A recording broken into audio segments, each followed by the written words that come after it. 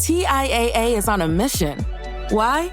Because 54% of Black Americans don't have enough savings to retire. So in collaboration with big-name artists like Wyclef Jean, TIAA released Paper Right, new music inspiring a new financial future. With 100% of streaming sales going to a nonprofit that teaches students how to invest. Stream Paper Right now and help close the gap. Hello and welcome to Conflicted, the history podcast where we talk about the struggles that shaped us, the tough questions that they pose, and why we should care about any of it. Conflicted is a member of the Evergreen Podcast Network, and as always, I'm your host, Zach Cornwell. As you know, on this show, we usually traffic in controversial historical topics, conflicts or events that are often misunderstood or rarely discussed or just flat out confusing, subjects that challenge our preconceptions or undermine our assumptions about the world. In fact, the word controversy is even in the show's unofficial tagline, Untangling History's Greatest Controversies. But the topic of today's episode, on a surface level, is not controversial at all. In fact, it's probably one of the few things on planet Earth that everyone seems to agree on. The topic of today's show is The Weeknd. Not the singer, the recording artist, The Weeknd, but The Weeknd.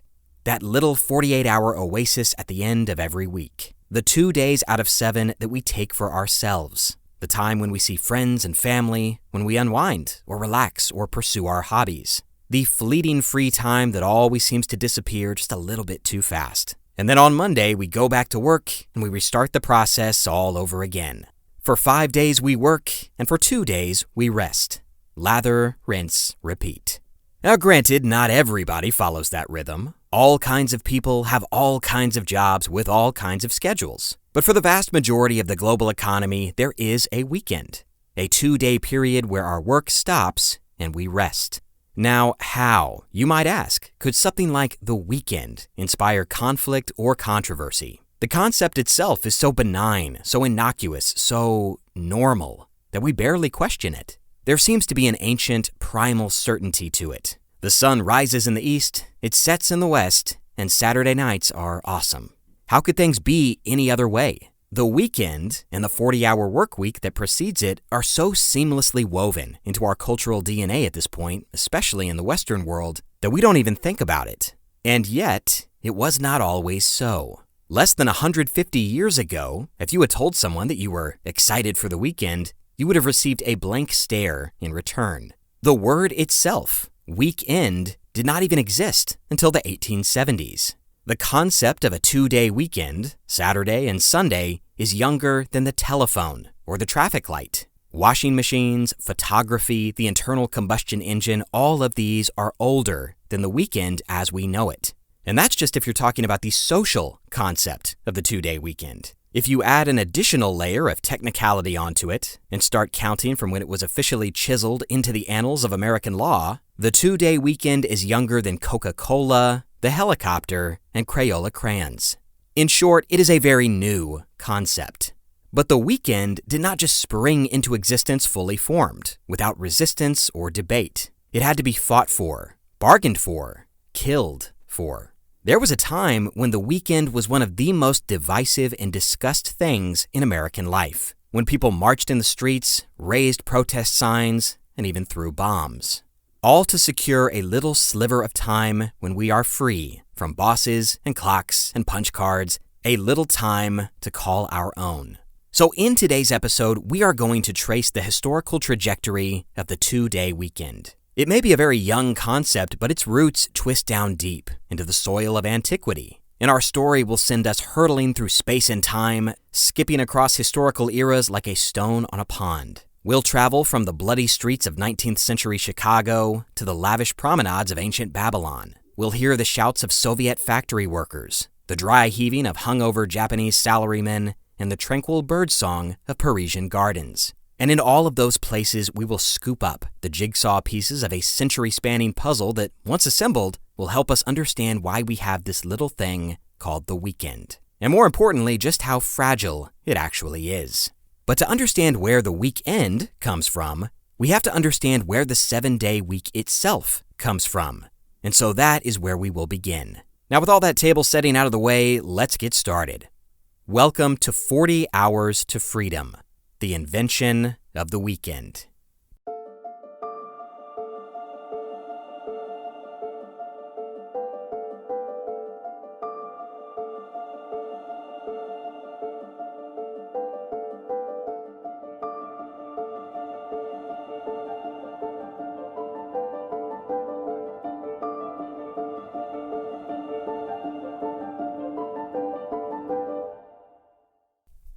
Our story begins 230 years ago. It is a time of uncertainty, fear, and death. Society has been turned upside down and inside out. The gutters are choked with blood, the cobblestones are crowded with beggars, and the promise of a glorious tomorrow is somewhat overshadowed by the stench of trash and rotting bodies. The year is 1793, and we are in the city of Paris, France. It is the 4th year of the French Revolution.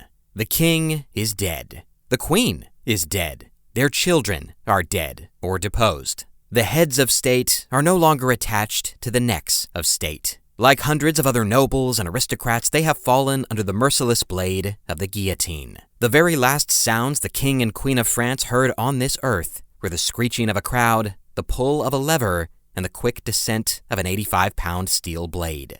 The French monarchy, an institution stretching back hundreds of years, has been swept aside. In its place, rising like a sapling towards the sun, is a new government, the French National Convention. It is a democratic government, a secular government, a rational government, a beacon, at least in theory, of liberty, equality, and fraternity. 749 men from the middle roads of life, businessmen of every parlance and persuasion, assemble in Paris to debate the future of their country. Many issues come before the National Convention. They have to vote on matters of trade and diplomacy, on domestic affairs and international relationships. They vote yea, they vote nay, they vote unanimously, and they vote in opposition. Factions fragmenting, cliques coalescing, all the grotesque beauty of a young democracy in motion. But one fine day, in the fall of 1793, a very unusual motion comes before the convention. The hands go up, the gavel falls, and the motion passes. On that day, 749 men voted to destroy time itself.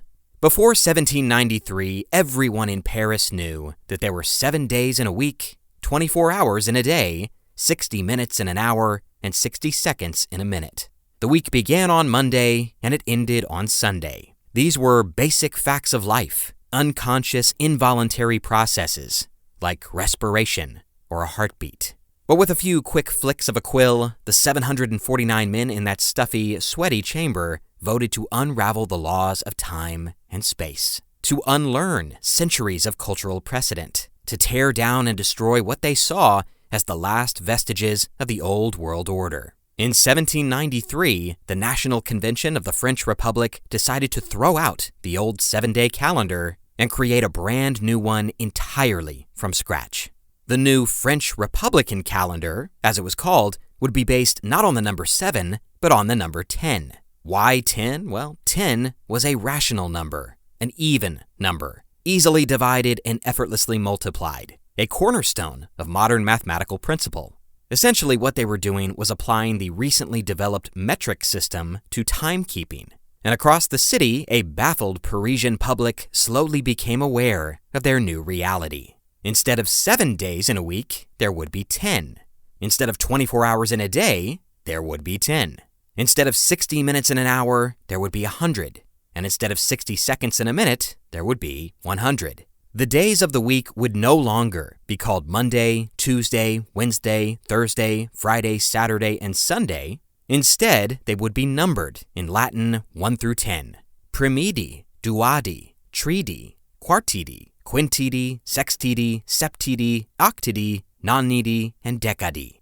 Naturally, even the staunchest supporters of La Révolution were a little peeved at this inconvenient new policy. After all, their entire lives were set to the familiar tempo of the 7-day week. Absolutely everything revolved around it. Commerce, trade, social engagements, festivals, holidays, work schedules, everything. And because the new week was longer than the old week, the names of the new days did not correspond to the names of the old days. Monday could be a primidi, but the Monday after that would be an octidi, and the Monday after that would be a quintidi. And then there were the hourly and minute-by-minute subdivisions of those days. If somebody said, "I'll meet you back here in an hour," what they really meant was, "I'll meet you back here in 2.4 regular hours."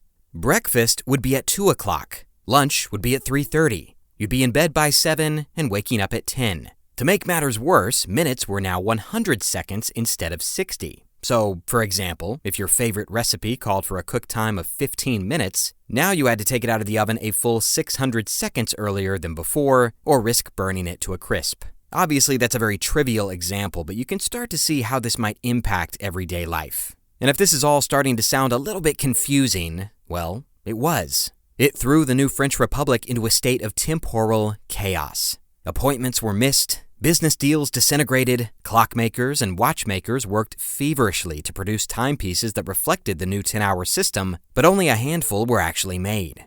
And funny enough, you can actually go see some of those 10-hour clocks on display in European museums. Most people at the time, of course, simply refused to adhere to the nonsensical new system. Some newspapers tried to solve the issue by printing the old Gregorian dates beneath the new decimal dates as a reference. But at the end of the day, whenever that was, Parisians were confused, irritated, and very, very late. As for the people in the countryside, well, they just ignored it entirely. Suffice to say, the French Republican calendar did not stick. On paper, it was a rational system. It made sense in a mathematically precise sort of way. But the old rhythms of life were too deeply ingrained, too important to the culture and the economy. Yes, like the French Revolution itself, the new calendar's days were numbered. Pardon the pun. It limped along for a few more years before Napoleon Bonaparte eventually came along, crowned himself emperor, and restored the old Gregorian calendar in 1805. So, what is the point of this story? Why start our exploration of the weekend with this short-lived 18th century experiment? Well, I like it because I think it dramatically illustrates the sheer, incredible durability of the 7-day week. Even in a time and place where every norm and structure and law was being questioned. In an era that was effervescent with political and social change at almost every level, the people of France still could not, would not, give up the 7-day week. As they say, old habits die hard. But just how old is that habit? How long have we been organizing our lives into 7-day chunks, and why? Well, the most important thing to understand about the 7-day week is this. We made it up. There are certain units of linear time that rest on physical, mathematical certainties. A day is the time it takes for the sun to rise, set, and rise again. A month is, roughly, the time it takes for the moon to wax and wane. A year is the time it takes for nature to cycle through the 4 seasons as we move around the sun. These are empirical realities, but the week itself is an artificial construct. As historian Eviatar Zarubavel, hope I didn't butcher that, writes, quote, "The week is not a part of nature, but rather a cultural artifact that rests on social convention alone. Unlike the day and the year, the week is an artificial rhythm that was created by human beings totally independent of any natural periodicity." End quote. The Canadian-American academic Witold Rybinski elaborates, quote, "What does the week measure? Nothing. At least nothing visible. No natural phenomenon occurs every 7 days. Nothing happens to the sun, the moon, or the stars. The week is an artificial, man-made interval. The week mocks the calendar and marches relentlessly and unbroken across time, paying no attention to the seasons." End quote. So where does it come from?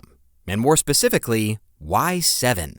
After all, the number 7 has a ubiquitous mystique in our pop culture. As Rybinski writes, it, quote, "continues to find resonances in our subconscious. There were 7 deadly sins and the 7 seas. Today we have Snow White and the 7 dwarves, the 7 sisters, the group of 7. We buy 7-Up at 7-Eleven.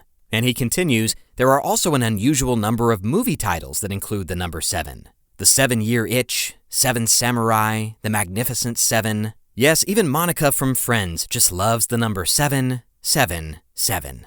So what happened? Did we just gather our tribe around a fire one day and pick a number out of a mammoth skin hat? Well, no. The answer to that vexing question can be found in a cluster of old ruins about 50 miles south of modern-day Baghdad.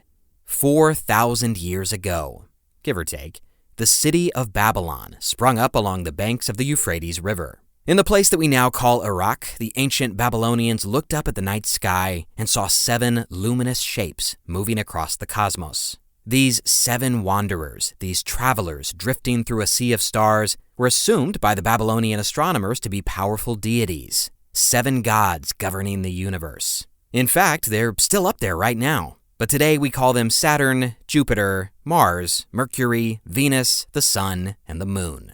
1, 2, 3, 4, 5, 6, 7.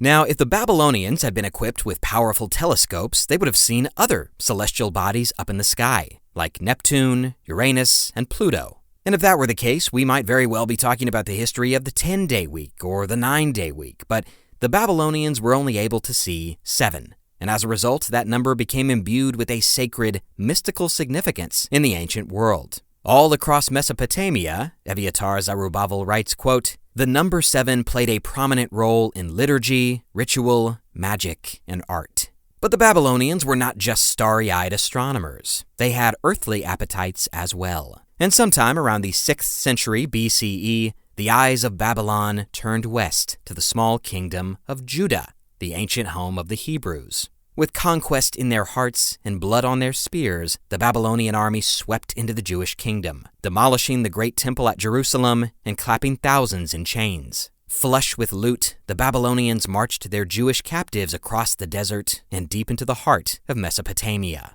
And for 50 long years, during what is called the Babylonian captivity or the Babylonian exile, thousands of Jews were held in Babylon as prisoners and slaves.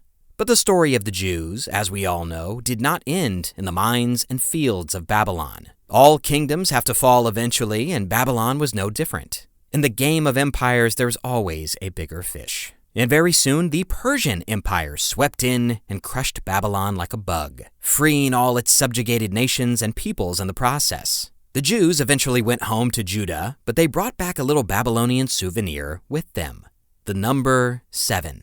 7, of course, occupies a central position in the Jewish creation myth. Most of us know the story, right? God made the earth in 6 days, and on the 7th, satisfied with his labors, he rested. Because even omnipotent deities need a little PTO now and again. The Mesopotamians undoubtedly revered the number 7, but it was the Jews who built a recurring weekly cycle around it. As Eviatar Zerubbabel writes, quote, "A continuous 7-day cycle that runs throughout history, paying no attention whatsoever to the moon and its phases, is a distinctively Jewish invention."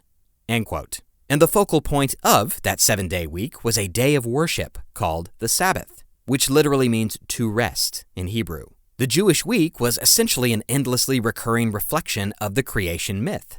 For 6 days we work, and on the 7th we rest, just as God did. As historian Benjamin Hunnicutt puts it, quote, "The reward for working hard 6 days a week was the Sabbath. The reward for a lifetime of hard work was an eternal Sabbath, when man works no more." And so, in a tiny corner of the Middle East, the 7-day week was born. Of course, at the time, no one could have guessed that the Jewish 7-day week would eventually become the preferred measure of cyclical time for the entire world. During that period, there were all kinds of weeks, with all kinds of lengths and all kinds of cultures. The ancient Colombians had a 3-day week, revolving around the time it took to travel to and from the local market. Ancient Indochina had a 5-day week, built around the same exact principle. In ancient Rome, they had an 8-day week. In China, they had 12-day weeks. The Egyptians and Peruvians, separated by centuries and an entire ocean, both preferred a 10-day weekly cycle. But out of all those systems and rhythms, it was the 7-day week that just happened to catch the right cultural slipstream that would propel it into global ubiquity. The Jewish religion proved to be extremely fertile theological ground, and it gave rise to 2 very successful spin-offs, Christianity and Islam. But the new kids on the block were not content to just pick up the Sabbath from whole cloth. When you're the new, up-and-coming religion, you really got to distinguish yourself from the old school. You need to carve out your own traditions, your own vibe, your own rhythms. The Jewish Sabbath traditionally falls on a Saturday, So, the early Christians, wanting to differentiate their shiny new faith from its progenitor, picked Sunday as their holy day of rest. A few centuries later, Islam, needing to differentiate itself from both Christianity and Judaism, snatched up Friday as its holy day. And so we see this cluster of sacred days beginning to coalesce, days of rest and repose back to back to back. A kind of early proto-weekend, if you will. As the writer Katrina Onstad puts it in her book, The Weekend Effect, quote, "All three monotheistic religions have anointed one day per week as spiritually significant and set apart from work. And all three of those bump up against one another, Friday, Saturday, and Sunday. The outline of the weekend is etched into the sacred." End quote. And being the hot new trends that they were, Christianity and Islam spread rapidly across the world. The former washed over the European continent, slowly supplanting the old pagan pantheons with a gentler, more benevolent God. The latter and younger religion, Islam, spread at turbo speed, leaping out in every direction, into Spain, North Africa, the Middle East, India, and Southeast Asia. Yes, the cult of the 7-day week was on the move. Before long, Christianity and Islam held sway over huge chunks of the globe. Trade routes and missionaries pumped those teachings in and out of cities, through towns, and across empires. Then came the Age of Discovery, with its ships and sails and compasses, bringing monotheism and the 7-day cadence to even more far-flung corners of the earth. And across the world, you can see the fingerprints of the 7-day cycle in language itself. As Eviatar Zerubbabel writes, quote, "In many languages, the word week is either identical to or directly derives from the word 7. So, in 1793, when the cultural arsonists of the French National Convention attempted to gaslight their citizens into tossing the 7-day week aside like a moldy croissant, they were trying to dislodge something ancient. The French revolutionaries found out the hard way that deeply ingrained social rhythms, especially ones reinforced by religious belief, are incredibly resilient. No one was going to take those holy days away, no matter how many necks they put under a guillotine. As a bishop named Henri Gregoire had scoffed at the time, quote, "Sunday has existed before you, and it will survive you." And as it turned out, he was right. But still, there was no weekend. Muslims had Friday, Jews had Saturday, and Christians had Sunday. There were festivals and seasonal holidays, remnants of old pagan systems and astrological calendars, but there was no universally recognized weekend. And the holy days were just that, holy. You may not have been pulling a plow or hauling a net or chopping a tree, but you were working. You were laboring. You were praying and singing and bowing and begging for the health of your very soul. A dedicated chunk of free time and leisure, off limits to bosses and priests and rabbis and imams, that did not exist yet. Not really.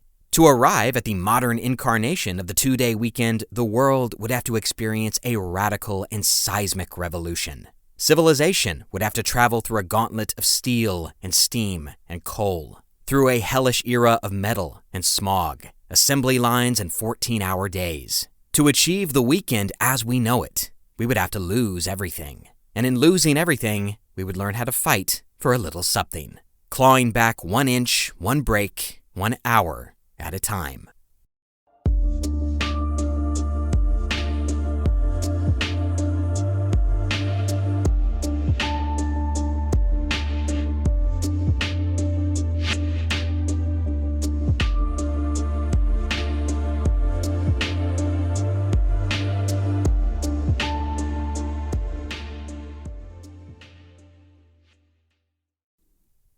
Before we get back to the show, let's take a second to pay the bills and talk about one of our sponsors, HelloFresh, America's #1 meal kit. As they say, breakfast is the most important meal of the day, and HelloFresh agrees. Right now, they are giving all subscribers free breakfast for life. That means you'll enjoy a totally free breakfast item with every single HelloFresh delivery. Now, to be perfectly honest, I am not what you'd call an early riser, bit of a night owl myself, but HelloFresh breakfast is worth waking up for. I've realized in recent years that I cannot survive on caffeine alone, so a nice bacon and cheddar egg bite with my morning coffee really hits the spot and sets me up for a productive day. It's just one more great reason to subscribe to HelloFresh. Each box is packed with farm-fresh ingredients, and everything arrives pre-portioned right to your doorstep for less hassle and less wasted food. It's super easy, I love it, and if you enjoy cooking but you want to ditch the stress of meal planning, It's pretty much the perfect solution. And as always, there is a deal that comes with this plug. Right now, go to hellofresh.com/conflictedfree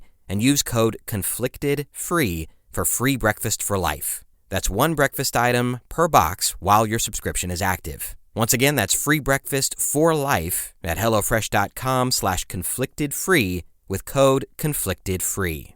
And now, let's get back to the show. It's November 11th, 1887. We're in the Cook County Courthouse in Chicago, Illinois. On most days, this building is calm and benign. 3 stories of clerks and lawyers and judges and visitors. A dry, dreary beacon of American law where the wheels of justice turn reliably, if a bit slowly. But today, the mood is anything but calm. Across the city of Chicago, the atmosphere is grim and anxious, permeated by a sense of uneasy dread. People are nervous, scared even, and the epicenter of that anxiety is the Cook County Courthouse. And if you were to walk up to this building on that crisp November morning, it would have looked more like a military base than a government office. One eyewitness, a reporter named Charles Edward Russell, remembered, quote, "The jail itself was guarded like a precarious outpost in a critical battle. Around it, lines of policemen were drawn. From every window, policemen looked forth, rifles in hand. The roof was black with policemen. The display of force was overpowering." End quote. Massive crowds have packed the streets surrounding the courthouse, pressing and squeezing and pushing to get a bit closer to the building. Hundreds of reporters, about 250 in all, have lined up at the entrance, nervously gripping their pens and notepads. In a few moments, the guards will let them inside, and none of them want to miss their opportunity to report on what's about to happen. Because inside the Cook County Courthouse, 4 men are about to die. In the bowels of the courthouse, a gallows platform has been erected. 4 empty nooses hang down from the beam, waiting patiently for their future owners. The reporters, witnesses, guards, and jurymen have all gathered in the room, whispering amongst themselves. And then finally they hear, according to one witness, quote, "the tramp, tramp of men's footsteps." The condemned men had, quote, "begun their march of death." Led out by the bailiffs, the 4 prisoners shuffle single file up onto the gallows. They are all dressed in plain white robes. Their names are Albert Parsons, August Spies, George Engel, and Adolph Fisher. And before the men can utter their last words to the gathered crowd, the bailiff pulls white hoods over their heads, binds their ankles with leather straps, and loops the nooses around their necks. And just before the executioner cuts the cord that will open the trapdoors beneath their feet, one man speaks in a shaky voice through the thin fabric of his white shroud. Quote, "The time will come when our silence will be more powerful than the voices you strangle today." The trapdoors open, and the 4 men drop. Some of the reporters, no strangers to a public hanging, listen for the telltale crack, the confirmation of a snapped neck and a quick death. But that does not happen. All 4 nooses fail to snap their occupants' necks. And for the next several minutes, the white-shrouded prisoners twist and twitch in midair, while the reporters shift uncomfortably in their seats. Finally, after 7.5 awful minutes, the last hanged man stops shaking. A reporter from the Daily News remembered, quote, "As the white forms hung in startling relief against the dark background of the wall behind the scaffold, the sight was more ghastly than at any previous stage of the grim proceedings." End quote. What had these men done to deserve death? Why were they here? What was their crime? Well, these 4 convicted criminals were considered extremely dangerous, grave threats to public order. They were at the vanguard of a new and terrifying movement in American life. A rising chorus of voices that sent chills down the spines of politicians, industrialists, and corporations. These men were part of a workers' coalition that was demanding something unthinkable: an 8-hour workday. Today, of course, the 8-hour workday is the norm, the standard, table stakes, about as spicy as 2% milk. But back in the late 19th century, it was a very contentious subject. For decades, a culture war had been raging between labor activists and industrialists over just how much time employers could legally force their employees to spend at work. And the 4 bodies dangling from the gallows were just the latest casualties in a slow-burning conflict that was fast approaching a climactic turning point. But to understand that conflict, to understand what it means to our story, and to understand why those 4 men in the Cook County Courthouse had to die, we need to wind back the clock just a little bit. For the vast majority of human history, people have been making stuff. You make stuff, and then you sell or trade that stuff for other stuff. You use the stuff you get in return to sustain yourself and make more stuff. That's trade, that's economy, and it's as old as the hills. And for the first 200,000 years or so of human existence, we made stuff with our hands, or simple tools, or with the help of animals, wind, and water, and it all worked just fine. Nothing was wrong with it, but it worked slowly and on a small scale. But then, about 300 years ago, in 18th century England, something astonishing happened. Humanity gave birth to the mechanized economy. Using scientific knowledge, natural resources, and a whole lot of trial and error, we transformed inanimate metal and coal and chemicals into accelerants of civilization. I am referring, of course, to the Industrial Revolution. It began with modest inventions, niche gizmos with highly specific purposes. Someday, someone decided they wanted to spin yarn a little faster, so they built a machine that could do it for them. Then someone wanted to pick the seeds out of cotton fibers without scratching up their fingers, so they built a machine that could do it for them. Pie-in-the-sky curiosity mingled with scientific ingenuity, giving rise to a dizzying deluge of ingenious devices. Throughout the late 1700s, new inventions were being churned out at the rate that software updates are today. Steam engines and machine tools and ironworks and power looms, reverberatory furnaces and lead chamber processes, cantilevered machines, and calcium hypochlorite. It was all about bigger, better, faster, cheaper, and it changed everything. Through mechanized industry, people could make stuff 40 times, 100 times, 200 times as quickly. One person could produce in an hour what used to take 50 people an entire week. It was a very exciting time. For eons, human beings had been slaves to scarcity. But now, things were going to be different. As historian Benjamin Hunnicutt describes the thinking at the time, quote, "Since Adam's fall, humans had been condemned to earn a living by the sweat of their brows. However, it was apparent that God was gradually lifting the original curse." End quote. These machines were the key to casting off what Hunnicutt called, quote, "the chains of material necessity." Naturally, the European and American intellectual classes seemed positively giddy about the possibilities. It was a champagne high of blue sky thinking. Famines and crop failures and starvation would become things of the past. With all their material needs met by mechanized industry, people could focus less on manual labor and more on the things that really mattered.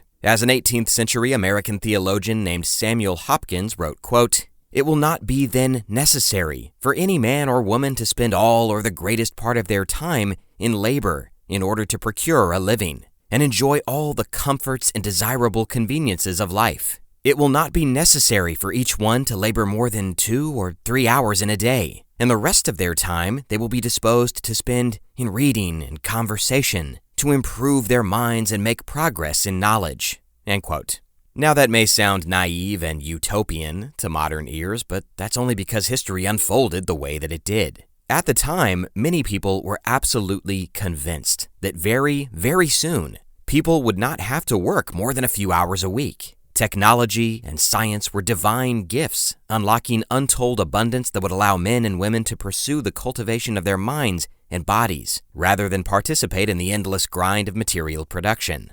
As a Unitarian preacher named William Ellery Channing put it, quote, "It cannot be the design of the Creator that the whole of life should be spent in drudgery for the supply of animal wants. With the increase of machinery and with other aids which intelligence and philanthropy will multiply, we may expect more and more time will be redeemed from manual labor for intellectual and social occupations." The redemption of time is a key theme in this kind of thinking, getting back time for ourselves, to do with whatever we want, to read, to write, to hike, to cook, to play games or visit friends, to raise our children or participate in public life. Even American founding fathers like Benjamin Franklin dreamed about a future of near limitless leisure. Quote, If every man and woman would work for 4 hours each day on something useful, that labor would produce sufficient to procure all the necessities and comforts of life. Want and misery would be banished out of the world, and the rest of the 24 hours might be leisure and happiness." End quote. All of this technology had the potential to rewrite the rhythms that governed our lives. Even the 7-day week itself could be inverted. As the American philosopher Henry David Thoreau wrote, quote, "The order of things should be somewhat reversed. The 7th should be man's day of toil, wherein to earn his living by the sweat of his brow, and the other 6 his Sabbath, of the affections and the soul, in which to range this widespread garden and drink in the soft influences and sublime revelations of nature." And this hope, this dream, persisted well into the 19th and early 20th centuries, as an American poet named Percy MacKay wrote, quote, "The machine will become democracy's ultimate salvation by reducing to its minimum the time expended in all joyless labor, and by increasing to its maximum the time devotable to the imaginative labor of leisure." But as we all know, that is not what happened at all. In fact, pretty much the exact opposite happened. The Industrial Revolution fundamentally changed our relationship with work, but not in the way that we hoped or expected. And the biggest casualty of the change was time, specifically free time. As Benjamin Hunnicutt writes, quote, "The traditional workday," meaning pre-Industrial Revolution, "had always included generous measures of non-work activities. Leisurely meals with the family, naps, conversations, stories, side trips, social drinking, games, and so on. The work week included frequent breaks, festivals, fairs, marriages, frolics, and wakes. In Europe, the church calendar marked as many as 156 holidays before the Reformation. Modern work discipline began with the systematic elimination of such non-productive uses of time." And the writer Katrina Onstad expands on that idea in her book, quote, "The clock became the ubiquitous new boss. Previously, workers tended to complete their work organically, in accordance with natural laws. The fisherman's tasks beholden to the tides, the farmer's to the seasons. But with industrialization, clocks now determined the task, and the measure of productivity was how much labor could be wrung out of a worker over a period of time. As historian E.P. Thompson wrote, it was the moment when work went from task time to clock time. Time had a dollar value and became a commodity, not to be wasted. Time is now currency. It is not past, but spent," wrote Thompson. Clocks in factories would often mysteriously turn forwards and backwards. Bosses were stealing unpaid hours from workers who feared to carry their own watches, for, as one factory worker wrote in his memoirs in 1850, "It was no uncommon event to dismiss anyone who presumed to know too much about the science of horology." It's the study of time. And so utopian dreams of abundance slammed against the hard realities of mechanized factory work. As smokestacks stretched into the sky and cities expanded, the promise of a steady gig and a reliable wage drew huge amounts of people to those urban centers of industry, like metal shavings clumping around a magnet. But what they found in those factories was, for lack of a better word, squalor. Katrina Onstad writes, quote, "As the Industrial Revolution changed the very nature of work, things got worse. The new machines required uninterrupted tending to avoid the costs of starting and stopping. Dickensian misery abounded. Windowless factories locked in darkness. Rats scurrying. The deformities of child laborers with soft, bendable bones and knees pointed inward from standing in the cotton mills." End quote. And these industrial workers toiled in abysmal conditions for 12 hours, 13 hours, 14 hours straight. Accidents were common, injuries were gruesome, and workers' compensation was non-existent. From sun up to sun down, the workers labored to the cacophonous drone of wheels and gears and pistons and cranks. One wrong step could cost you a finger, an arm, or simply grind you into a pulp before your coworkers even realized what had happened. The days, Benjamin Hunnicutt writes, quote, "often started and ended in darkness."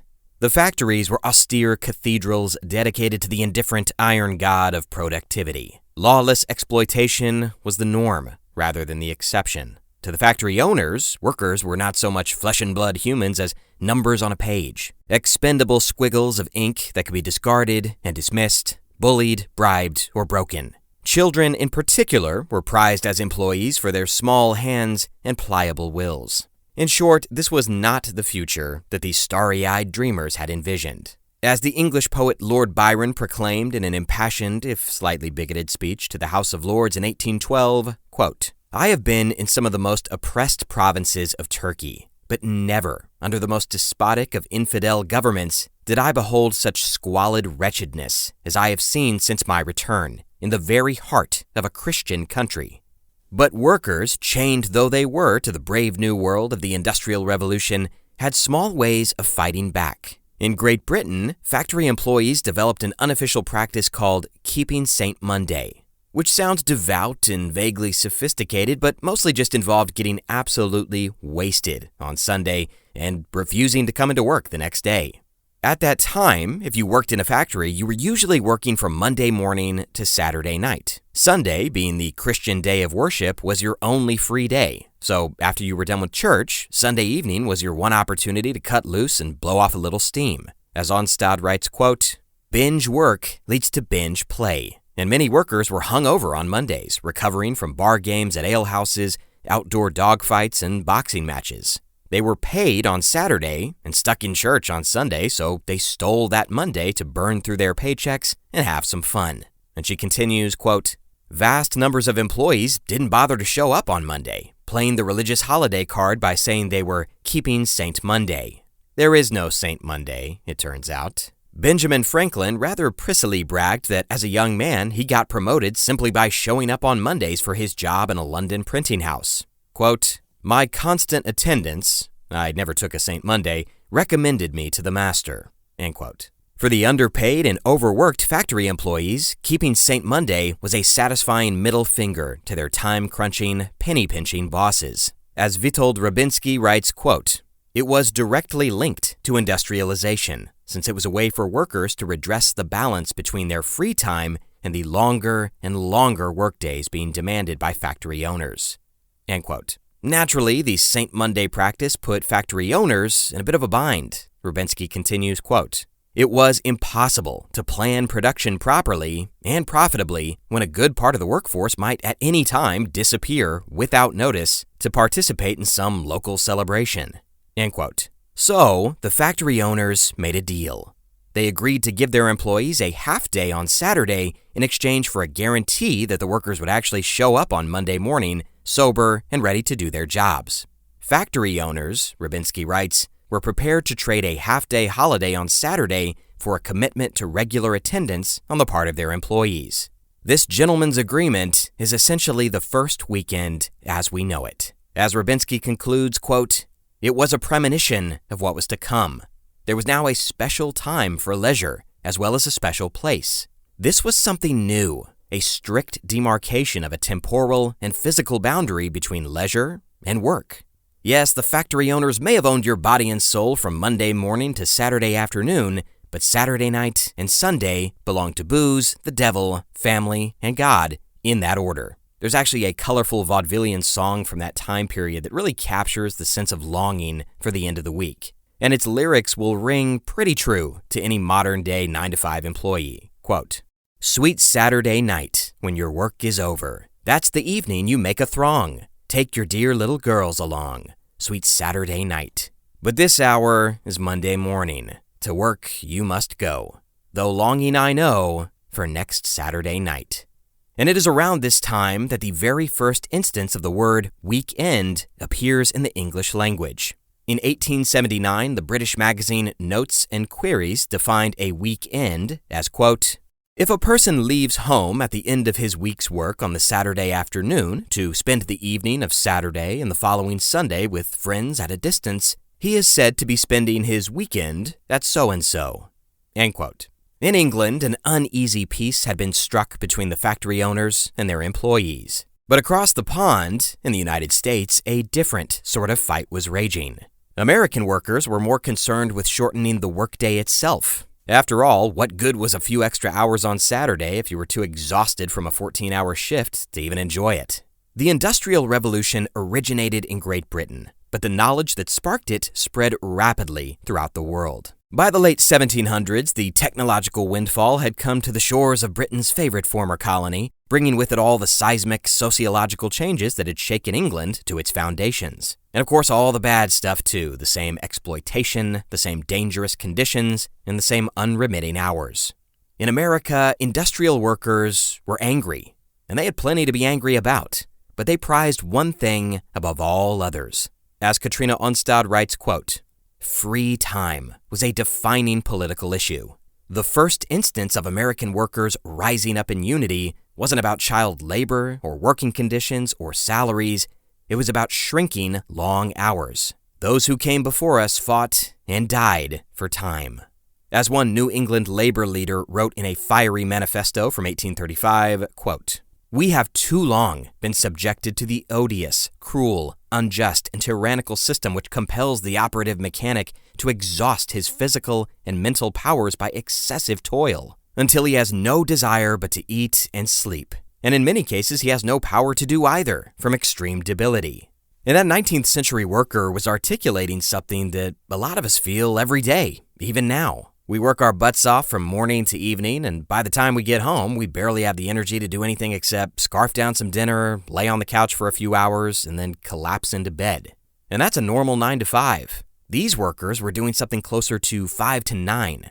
One Massachusetts woman named Huldah Stone railed against long hours in an 1840s editorial, quote, "Is it necessary that men and women should toil and labor 12, 16, and even 18 hours to obtain mere sustenance of their physical natures?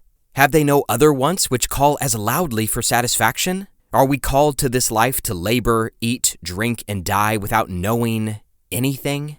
Is there no deeper point to our lives," she was asking, "than to eat, sleep, and work? Are we really content to live out our existence either at work or recovering from it?" She continues, quote, "When I hear people say that they have not time to read, how does the thought come home to my heart? In heaven's name, what do they live for? What in mercy's name do they do for thoughts, for the ever-active and restless mind to feast upon from day to day? What do they do with the starving intellect? Is it possible that any can be satisfied to exist only in a physical sense, entirely neglecting the cultivation of the noblest powers which God has given them?" And at this time, in the mid-1800s, labor activists began talking to each other in stirring, radical, even revolutionary language. As one activist, writing under the alias Juliana, wrote in 1847, quote, "Awake, awake, and arise from the low, groveling charms of dollars and cents to a knowledge of your own high and holy duties and destinies. Awake, and resolve from this time forth to live, not merely to gain a bare subsistence, but to live for nobler, worthy objectives. Live, not to wear out and exhaust your physical energies in obtaining a few more paltry shillings, but to adorn and beautify the minds and intellects which a kind Father hath conferred upon you." And a coalition of Philadelphia carpenters made the exact same point. Quote, "All men have a just right, derived from their Creator, to have sufficient time each day for the cultivation of their mind and for self-improvement." Workers were starting to really, seriously consider their circumstances and what they wanted out of life, what they thought was fair or unfair. As a writer named Henry George commented in the late 19th century, quote, "The civilized world is trembling on the verge of a great movement. Either it must be a leap forward, which will open the way to advances yet undreamed of, or it must be a plunge downward, which will carry us back toward barbarism." And so, a second American Revolution exploded into consciousness among the factories, mills, and stockyards of the United States. A revolution whose primary objective was nothing more than clawing back a little free time at the end of the day. As Benjamin Hunnicutt writes, quote, "Whereas America's revolutionary generation had struggled to overthrow the tyranny of England and claim their natural right to govern themselves, workers after the 1820s attempted to throw off their new industrial chains, demanding their fair share of the wealth they produced and their quote-unquote just right derived from their Creator to sell as much or as little of their own time as they wanted to be free of bosses and quote-unquote wage slavery, and have some time each day to call their own." End quote. The goal of shorter hours, more important than wages and safety and all the other adjacent concerns that plagued industrial workers, animated the American labor movement. As historian Daniel Rogers observed, quote, Workers dreamed of a workday short enough to push labor out of the center of their lives. How much of a man's life should work consume? No work-related question was as important as this. And a latter-day union leader named George Meany even went so far as to say, quote, "The progress toward a shorter work week is a history of the labor movement itself." But like all progress, the march towards shorter hours was a slow and incremental project, constantly assailed by soldiers of the status quo. The titans of industry looked out on their angry workers and didn't see people just like them, worthy of dignity and respect. They saw a heaving, unwashed mass of anarchists, immigrants, and agitators, moochers and whiners and layabouts. These bums should be on their knees, the factory owners thought. They should be on their knees thanking me they have a job, thanking me for their 14-hour shift. After all, these were unskilled laborers, as replaceable and interchangeable as the machines they operated. Who cares what they want? Who cares how they feel? They should just show up and shut up. But little by little, inch by inch, the growing American labor movement gained ground. Its ranks swelled with every caste, creed, and community. Italian Catholics and Russian Jews, Irish and Germans and Slavs and Greeks. Before long, every profession or trade seemed to have its own union or organization. Groups like the United Metal Workers, the United Dry Clerks, the Lumber Workers Union, and more. From Boston to Philly to New York to Texas, they took to the streets and walked out of the factories. Machinists and blacksmiths marched alongside sewing girls and grocery baggers. Tanners, tailors, and saddlers, butchers, brewers, and bakers. The candlestick makers had presumably all been replaced by machines. And what did all these people want? A shorter day and decent pay. The labor movement, as diverse and scattered as it was, wanted one thing and one thing in particular. An 8-hour workday. As historian James Green writes, quote, 8-hour visionaries looked forward to a new day when wage earners no longer lived just to work, and simultaneously looked backward to a time when people toiled together under the sky and close to the earth, passing the time of day without clocks and factory whistles, without machines or foremen to govern their pace. The Knights of Labor, a particular labor organization, opened and closed their meetings and rallies with songs that evoked this desire for freedom from the long arm of the job. Their anthem was the 8-hour song. Quote, "We want to feel the sunshine. We want to smell the flowers. We're sure that God has willed it, and we mean to have 8 hours. We're summoning our forces from shipyard, shop, and mill. 8 hours for work, 8 hours for rest, 8 hours for what we will." This rising tide of 8-hour sentiment reached its fever pitch in May of 1886 in the city of Chicago. Here, in the City of Smoke, the great showdown between the forces of labor and the forces of Gilded Age capitalism would reach a bloody, tragic climax. Years earlier, a prominent labor union had passed an obscure resolution that if the 8-hour workday was not the law of the land by May 1st, 1886, then workers should throw down their tools, walk off the line, and strike nationwide. And when the sun rose on the morning of May the 1st, that is exactly what they did. As historian James Green writes, quote, 350,000 laborers from coast to coast joined in a coordinated general strike for the 8-hour day. End quote. And Chicago, Illinois, was the epicenter of it all. At this time, the Windy City was a nexus of mechanized money, of smokestacks and stockyards and slaughterhouses, and not coincidentally, a place where labor agitation burned the hottest. As James Green continues, quote, "In a city where industry slaughtered millions of animals, blotted out the sky with smoke, poisoned the river with blood and guts, and ground up fingers of factory hands like sausage stuffing, workers yearned to save part of themselves and to reclaim part of their day from the chaos of Chicago industry and from what Kipling called its, quote, grotesque ferocity," end quote. But on May the 1st, 1886, the skies above Chicago were clear and blue and sunny. No smoke choked the sky, no smog filled the air, and the factories were silent and empty. And workers, almost 40,000 of them, were marching in the streets. As one reporter remembered, quote, "The streets were thronged with people. The manufactories were silent, and business in general was almost at a standstill. No smoke curled from the tall chimneys of the factories, and things assumed a Sabbath-like appearance." The sheer force of the strikes and the intensity of the demonstrations seemed to melt the wills of the factory owners like ore. A local labor publication wrote, quote, "It is an 8-hour boom, and we are scoring victory after victory. Today, the packing houses of the Union stockyards all yielded. Men are wild with joy at the grand victory that they have gained." End quote.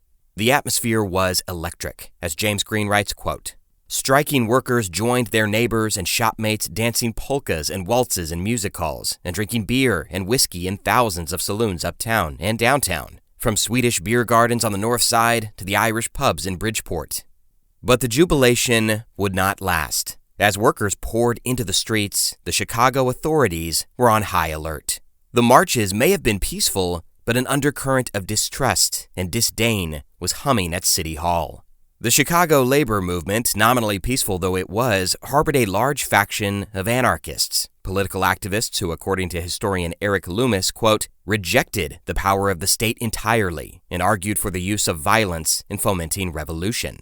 Naturally, this absolutely terrified the powers that be in Chicago, and they responded in kind. The officers of the Chicago Police Department oiled their revolvers and polished their badges. The National Guard drilled in the streets and unboxed a new, freshly assembled Gatling gun. And the Chicago press, always hungry for a sensational story, hyped a showdown between the legions of labor and the sentinels of laissez-faire capitalism. And on May 3rd, just 48 hours after the triumphant march, they got it. The goodwill and high spirits eventually curdled into outright violence.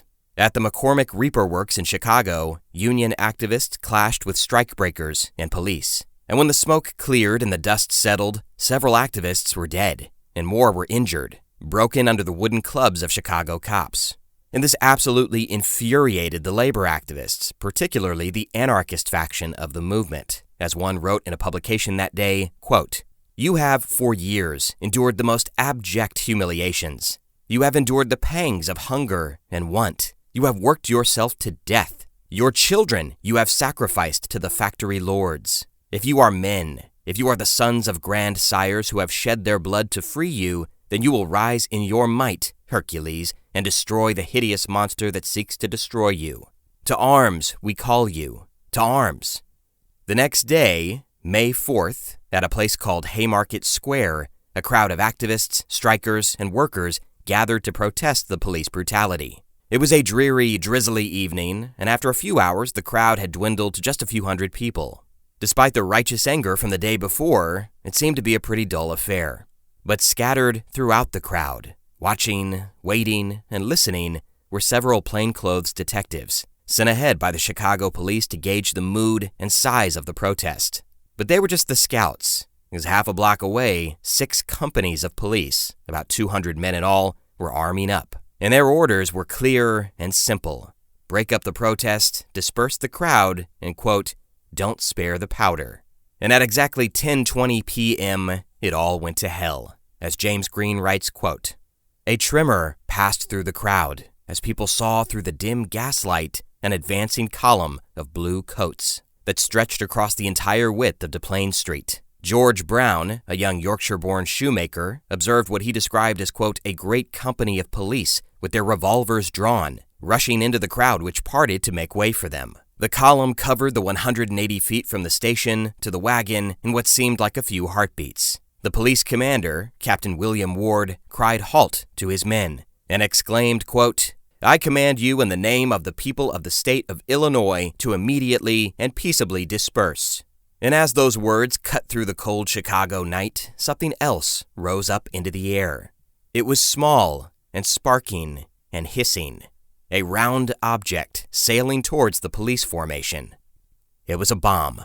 There was a huge flash and a loud explosion, followed by a wave of screams and shouts. In a matter of seconds, Haymarket Square had been transformed into a whirling maelstrom of smoke, gunfire, and panic. The police unloaded their revolvers into the crowd, and several protesters returned fire. As one witness recalled, quote, "Everybody was running, and people fell, struck by bullets right and left. Wild carnage ensued," according to one reporter. In the confusion, the police began firing into their own ranks. "It was every man for himself," the reporter wrote, and the policemen emptied their revolvers, mainly into each other. Over the next few days, the newspapers told the story of a shocking and brutal massacre. Untold people were injured. At least 3 civilians were killed, and 7 Chicago police officers were dead. Almost every major publication was baying for blood, labeling the Haymarket protest as a, quote, murderous communist conspiracy that had snuffed out the lives of half a dozen, quote, hero cops. The truth was more complicated, of course. The bomb, thrown by a member of the crowd, had been the spark. Gunfire had been exchanged, but the police had mostly killed each other. Complicated stories, however, do not sell newspapers, and within 24 hours, public sentiment had completely turned against the strikers. They were, quote, bloody monsters who had butchered the gallant platoons of dead heroes. The Haymarket Affair, or the Haymarket Incident, as it came to be known, was considered at the time to be, quote, the worst crime committed in the United States since the assassination of Lincoln, according to James Green. No one ever knew who threw the bomb for sure, but in the following days, 8 prominent anarchists were rounded up, branded as cop killers, and charged with murder. A lengthy but heavily biased trial followed, and in November of 1887, 18 months after the bomb had sailed through the air in Haymarket Square, 4 of the accused men were dangling from the gallows at Cook County Courthouse, twisting like life-sized wind chimes. And as for the 8-hour movement that they had been a part of, well, that too seemed dead as a doornail. The bombing was a boon to the opponents of the 8-hour day, a way to paint the labor movement with a broad, unflattering brush, labeling them all as dangerous, fire-breathing radicals. As a worker and writer named Oscar Ameringer put it, quote, the bad news from Chicago fell like an exceedingly cold blanket on us strikers. The bomb, one paper wrote, was a godsend to the enemies of the labor movement. Emboldened by the public sentiment, the government cracked down hard on unions. The 8-hour strikes fizzled, dried up, and went underground. And for many long years, the dream of shorter hours, free time, and the weekend went into hibernation. But many decades later, in a new century, the idea would come surging back to life, stronger and more urgently than ever before. And this time, it would stick. All it would take was an economic cataclysm.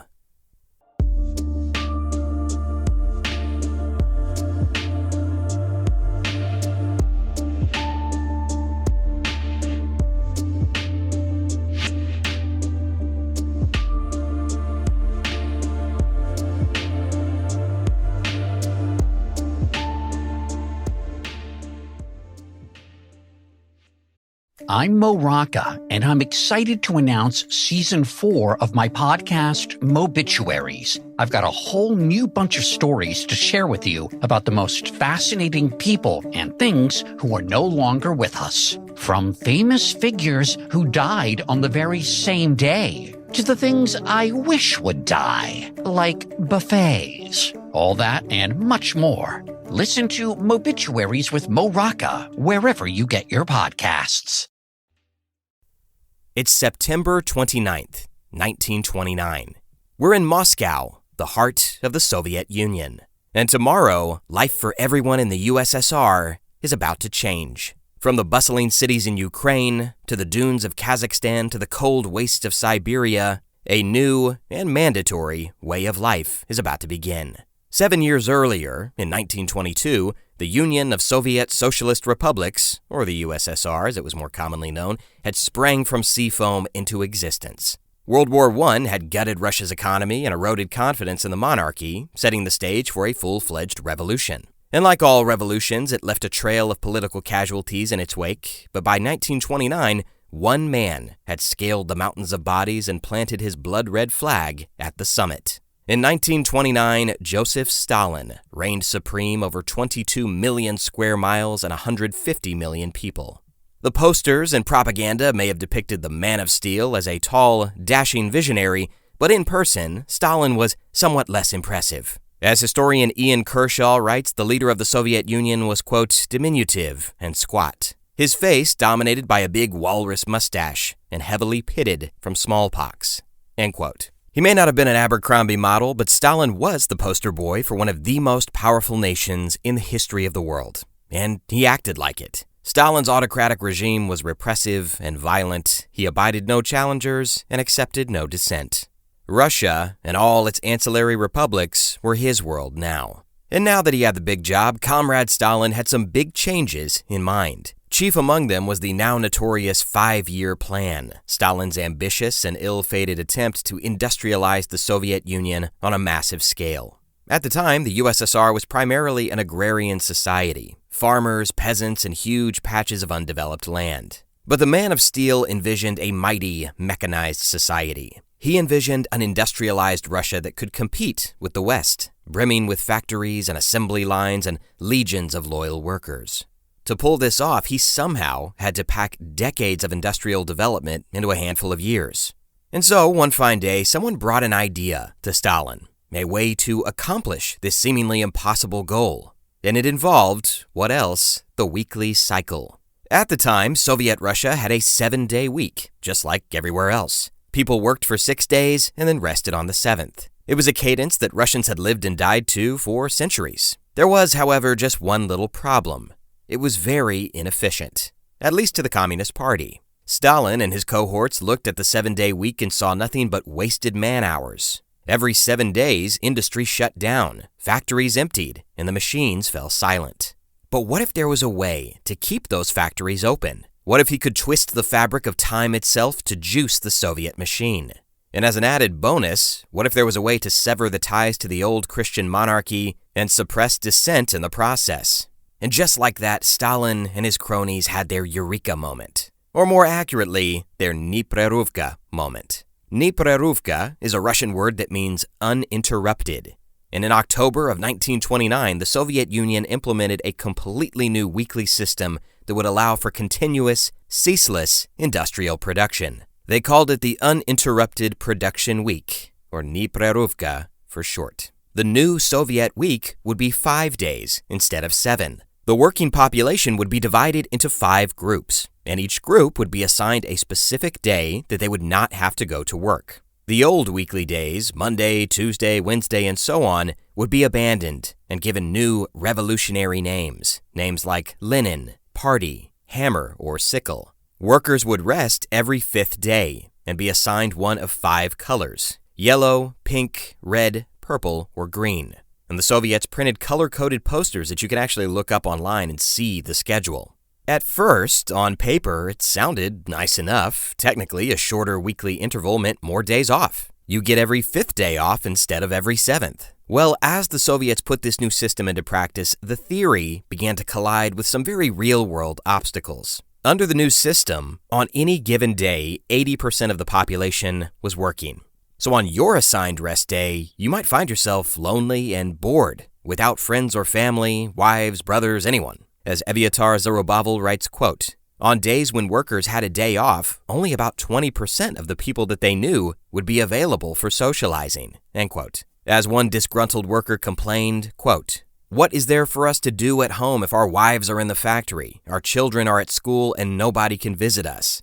It is no holiday if you have to have it alone," end quote.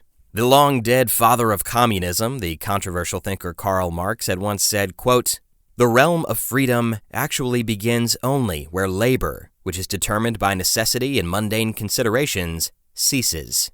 It was ironic that the torchbearers of his ideology in Russia attempted to create a world in which work literally never ceased.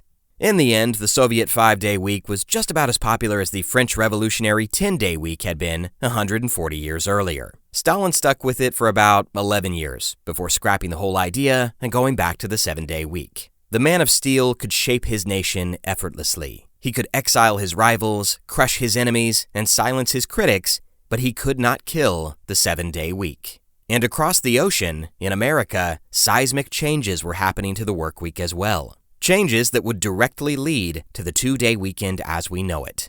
Since the bombing at Haymarket Square in Chicago in 1886, the 8-hour movement had staggered on in various pockets of labor activism throughout the country. Some employers chose to acquiesce to the workers' demands. Some did not. And any laws that were passed were localized, sporadic, and poorly enforced. As late as 1919, Pennsylvania steelworkers were still grinding for 12 hours a day, 6 days a week. But slowly and surely, the old industrial norms of 10 and 12-hour days were being chipped away and eroded by the patient tides of progress.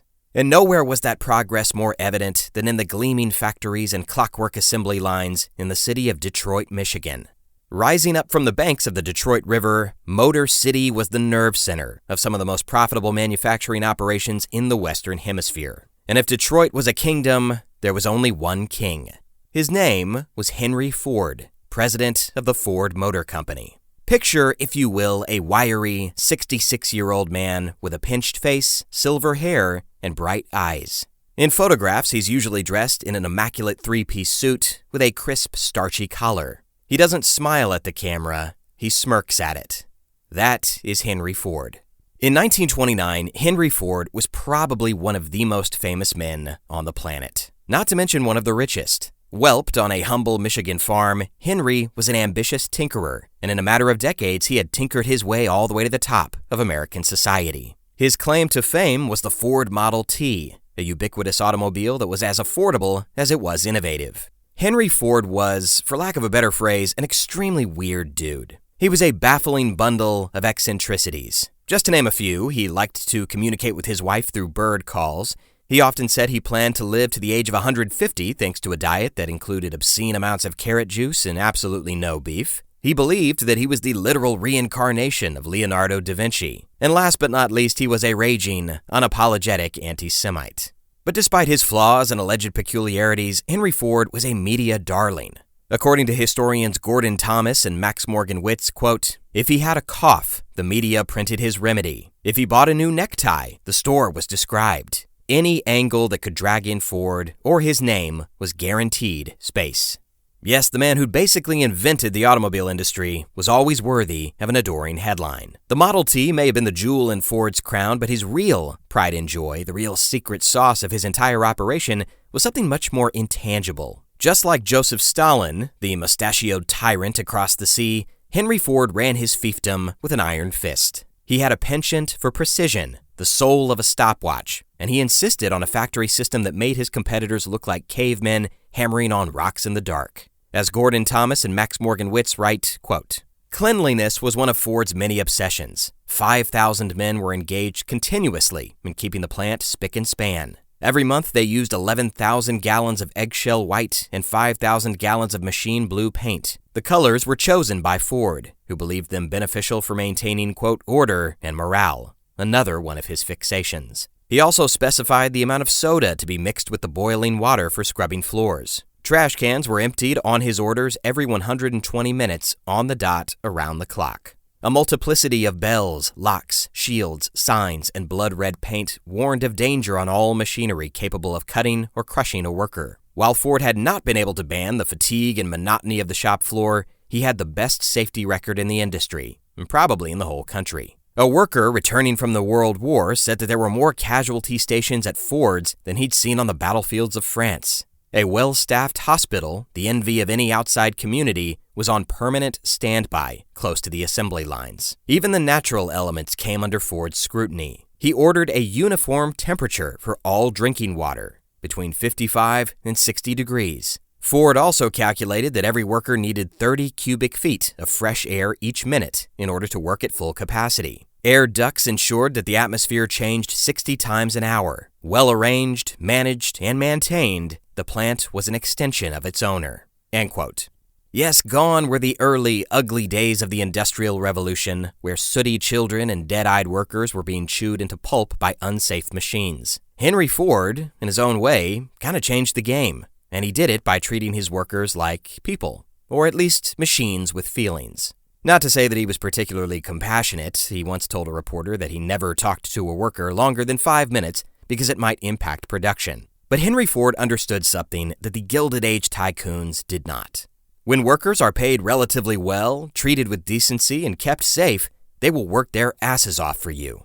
As Katrina Onstad writes, quote, "In 1914, Ford raised the daily wage in his factories from $2.34 per day to $5. It was a radical move and a PR sensation. Thousands showed up hoping for work, causing a near riot that was damped down when the police department turned fire hoses on men in the bitter winter."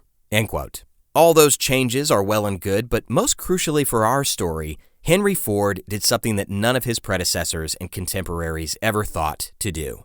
In 1926, he gave his employees a 5-day work week. The 40-hour prize that those men had hanged for in Chicago now belonged to tens of thousands in Detroit. Ford's radical policies went a long way to normalizing the concept of a 5-day schedule with a 2-day weekend. But Henry Ford, of course, did not give his workers a weekend just out of the kindness of his heart. He recognized, according to Katrina Onstad, a contradiction that sits at the heart of the weekend as we have come to know it. It is both a time of rest and a time of consumption. By giving his employees more money and more time to spend it, Henry Ford transformed his workers into customers as well. Many a Ford employee spent his weekends cruising in a Model T. To paraphrase the legendary economist John Kenneth Galbraith, business creates the wants it seeks to satisfy. As Ford himself explained, quote, "It is the influence of leisure on consumption which makes the short day and the short week so necessary. Business is the exchange of goods. Goods are bought only as they meet needs, and needs are filled only as they are felt, and they make themselves felt largely in leisure hours." The U.S. government concurred with Ford's analysis. A report from the Committee on Recent Economic Changes conceded that, quote, "Leisure which results from an increasing man-hour productivity helps to create new needs and new and broader markets. Wants are almost insatiable. That one want satisfied makes way for another. The conclusion is that economically we have a boundless field before us, that there are new wants which will make way endlessly for newer wants as fast as they are satisfied. It would seem that we can go on with increasing activity. Our situation is fortunate, our momentum remarkable." End quote.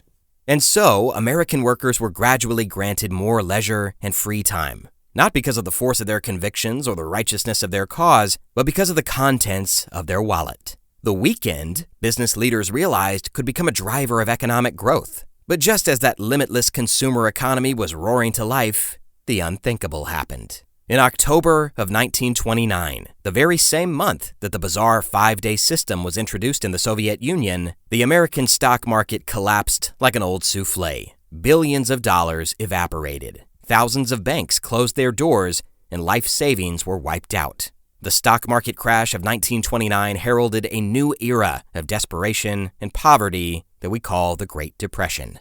And just a little side note, if you want to know more about the causes of the catastrophe on Wall Street, we actually did an entire 3-part series on it last year, so feel free to check that out. The 1929 stock market crash was one of several ruinous developments that sucked the United States and Europe into a crater of economic depression. Wages dropped 37%. Factories fell silent, and assembly lines became tombs, mausoleums to yesteryear's prosperity. As historians Priscilla Murolo and A.B. Chitty write, quote, 15 to 17 million people were jobless, about a third of the labor force. Even the Ford Motor Company, Henry Ford's world-famous enterprise, laid off about 70% of its workforce by 1931. When thousands of unemployed workers marched on Ford's factory demanding their jobs back, city police and Ford's strikebreakers fired into the crowd, killing 5 people. Needless to say, the social impact of all this upheaval was absolutely devastating. As Murolo and Chitty continue, quote,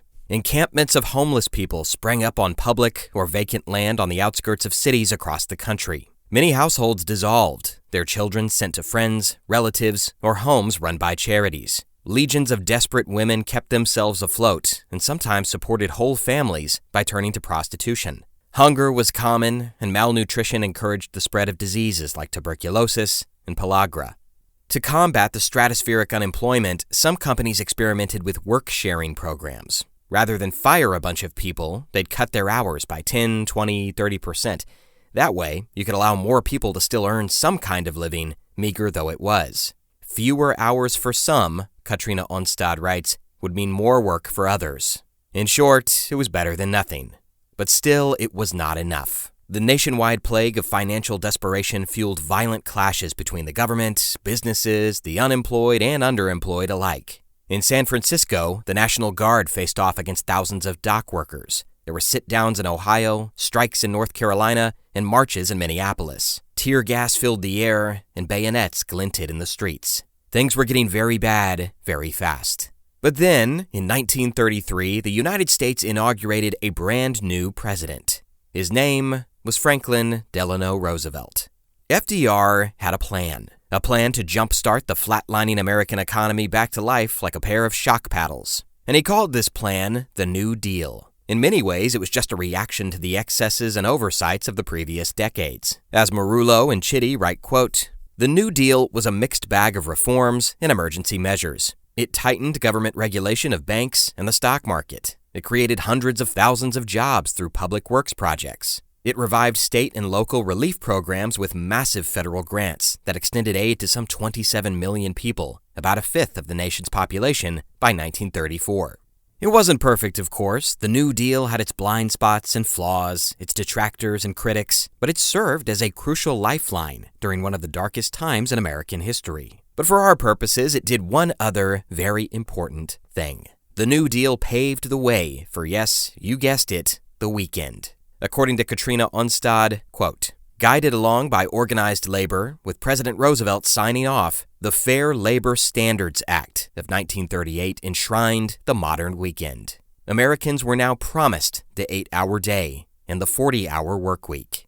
End quote. On the evening of June 24th, 1938, millions of Americans huddled around their radios to hear the president speak. For 5 years, FDR had been giving periodic radio addresses. They were intimate, approachable updates on the State of the Union that his administration brilliantly branded as fireside chats. The public loved him, and on that stifling summer evening in 1938, President Roosevelt delivered a message that would change life forever for American workers. He announced that the following day, he would be signing a transformative bill into law. And here is a snippet of that fireside chat. After many requests on my part, the Congress passed a Fair Labor Standards Act, what we call the Wages and Hours Bill. That act, applying to products in interstate commerce, ends child labor, sets a floor below wages, and a ceiling over the hours of labor. Except perhaps for the Social Security Act, it is the most far-reaching program, the most far-sighted program for the benefit of workers that has ever been adopted here or in any other country. Without question, it starts us towards a better standard of living and increases purchasing power to buy the products of farm and of factory. Do not let any calamity-howling executive with an income of $1,000 a day, who has been turning his employees over to the government relief rolls in order to preserve his company's undistributed reserves, tell you, using his stockholders' money to pay the postage for his personal opinions, tell you that a wage of $11 a week is going to have a disastrous effect on all American industry.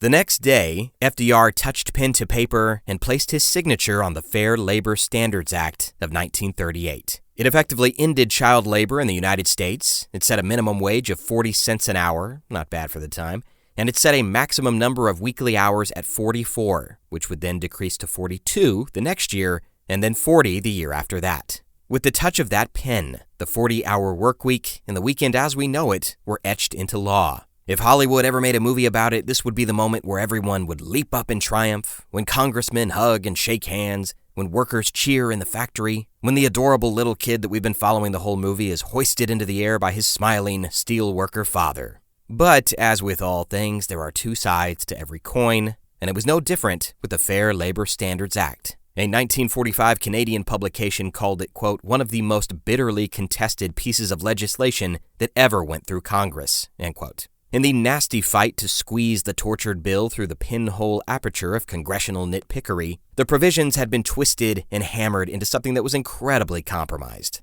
The final bill was riddled with a Swiss cheese network of exceptions, exemptions, and caveats, and only about 1/5 of the American workforce was actually covered by it. But the Wages and Hours Bill, as Roosevelt called it, was an important step forward. And sometimes that's what progress looks like. Painful, pathetic little shuffles towards what we know is right. As the 19th century economist George Gunton observed, quote, "Man is essentially a conservative, small c, as well as a social being, and only yields to changes when opposition becomes more painful than acquiescence. It is for this reason that his wants and character change slowly, and progress is by slow degrees." End quote.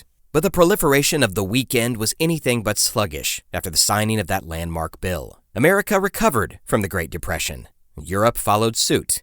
World War II was no picnic, but the nations of the world recovered from that as well. And in the decades that followed, the 2-day weekend spread rapidly across the planet. As Katrina Onstad writes, quote, "The weekend skipped across the globe over the next several decades. By 1955, the 2-day weekend was standard in Britain, Canada, and the United States, and short Saturdays were common across Europe. By the 1970s, no European country exceeded a 40-hour work week. Many worked less, and all observed the weekend. In the Middle East, Friday-Saturday weekends became the norm over the last half of the 20th century, while some Gulf and North African countries booked off Thursday and Friday. But as economies have reoriented from local to global, the financial boon to a country that keeps hours in line with the West has altered the shape of the weekend." End quote. And so the weekend had been won. It was the result of a 100-year struggle against the forces of industrialized business, championed by an unorthodox alliance of religious tradition, radical labor movements, and pioneering profiteers. But as time passed, and the world experienced new technological revolutions, new ways of working quicker, faster, easier, from anywhere and at any time, the peripheries of the weekend became porous. As the internet age bathed the workplace in a touchscreen glow of lightning-fast productivity, things began to change once again. An army of emails and pings and texts and phone calls set up camp at the weekend's borders and settled in for a long siege. Today, many workers are willingly, even gleefully, surrendering what so many activists fought and died for. In fact, in some parts of the world, people have died not in support of the weekend and the 40-hour week, but in the tragic abdication of it. The nation of Japan, for example, has one of the most demanding and inflexible work cultures anywhere in the world. The enduring image of salarymen, slumped over in their slacks and ties, curled up in the middle of the street, is so ubiquitous that it has honestly become a cliché. But it has been a real problem, going all the way back to the late 1970s. And some of these guys work 60, 70, even 80-hour weeks, not because they want to, but because that is what is expected of them if they want to keep their jobs. And at some point, their bodies just break down. The stress and the mental exertion literally kills them.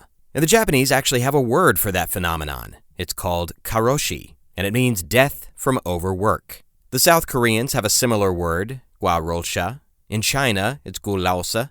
But the end result is the same. A dead body hunched over a keyboard, or a desk, or a steering wheel. Someone who placed their life on the altar of employment and got a toe tag in return. As Katrina Onstad writes, quote, "Literally dying from all that work, sometimes just dropping at the desk, is a phenomenon real enough that 813 families were compensated by insurance companies for karoshi deaths in 2012 in Japan. For a legally designated karoshi death, the government may pay surviving family members around $20,000 a year." Now those are, of course, extreme examples, but the behavior behind it, the dynamics that drive it, the pressures that perpetuate it, those are not so exotic. How many of us here in America have stayed at the office a little later to ease our conscience, or logged in on a Sunday evening to make our Mondays a little less hectic? How many of us have worked late nights just to try and stay above water, to meet that deadline, to appease that executive, performing what one writer called, quote, "the theater of busyness, the optics of exhaustion"?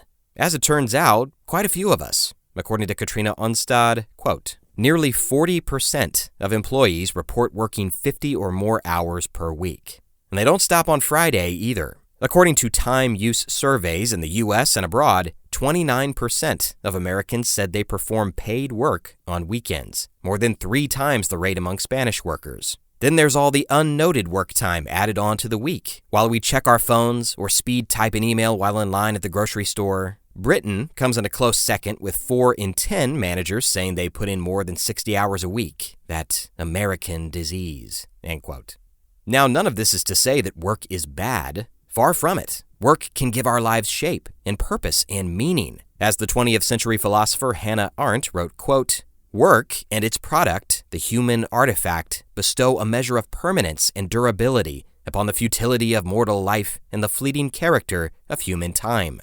Work is fundamentally necessary. As historian Witold Rybinski writes, quote, "It is work that makes rest possible, and not the other way around." Historian Benjamin Hunnicutt, an expert in labor history and a champion of free time, heartily agreed. He told an interviewer, quote, "It's not that work is a bad thing at all. Work is absolutely essential for the human creature. But after a certain point, after you get enough, acquire enough, it's time to move on to those things that are more important, things that constitute the best of the possibility of our humanity." End quote.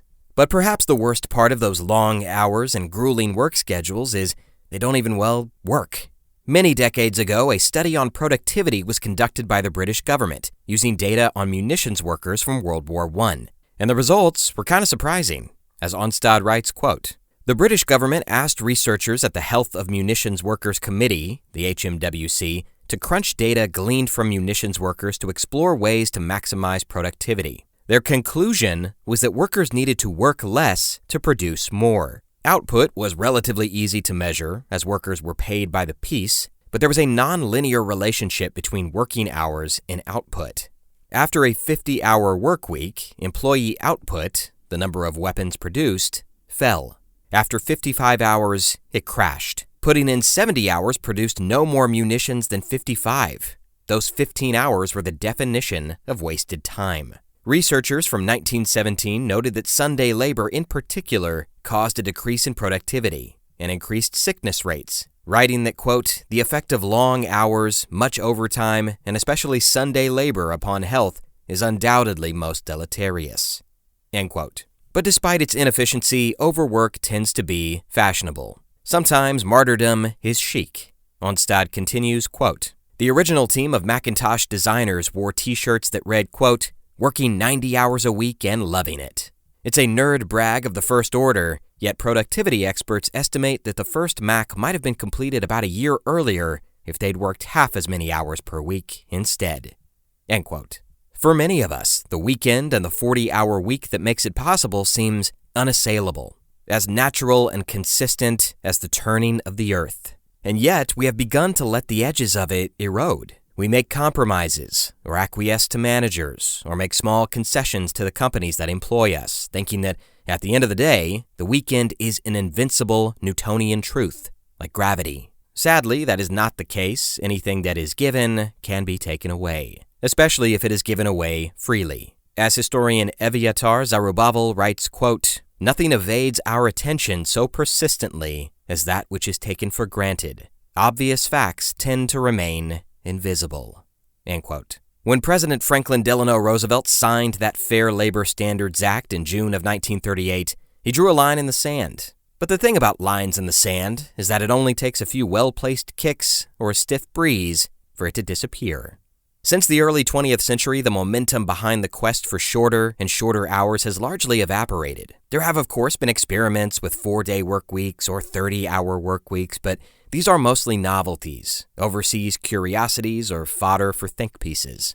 Even as technology has progressed, hurtling us further into an era of instantaneous productivity, we're still working just as much, if not more, than our grandparents were. In some ways, muses historian Benjamin Hunnicutt, free time is the forgotten American dream. Quote, "I have come at last to the simple conclusion that one of the most important reasons for the end of shorter hours, the recent decline of leisure, and the substitution of the rhetoric of perpetual need for the traditional language of abundance is something like nationwide amnesia. We have forgotten what used to be the other, better half of the American dream. In our rushing about for more, we have lost sight of the better part of freedom." And with that, folks, we conclude our standalone look at the history of the weekend. Now, if you'll excuse me, I think I'm going to go kick back, have a beer, read a book. Maybe I'll go for a walk. Honestly, I haven't decided yet. This has been Conflicted.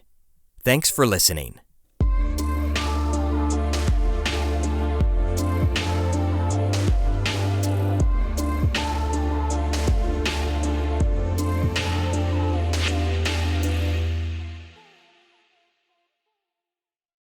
Welcome to Anthology of Heroes, the podcast that explores the most pivotal moments of history through the eyes of those who lived it. In this podcast, we don't spend our time recounting facts and dates. Instead, we follow in the footsteps of national heroes, kings, or ordinary people who lived and breathed the moments that shaped our world.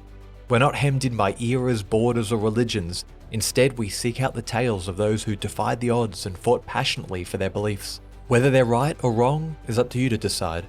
From Vercingetorix's doomed rebellion against Rome, to Osceola's unshakable war against the USA, all the way up to the inspiring Sobibor concentration camp uprising in World War II, each episode is an immersive listening experience, blending music and sound effects to really draw you into the story.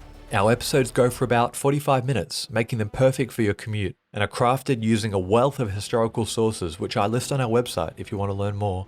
I'm the host, Elliot Gates, and I'm thrilled to have you joining me as we uncover history's hidden gems and illuminate the faded pages of our past. Look out for the Anthology of Heroes podcast on Spotify, Apple Music, or anywhere else you get your podcasts from.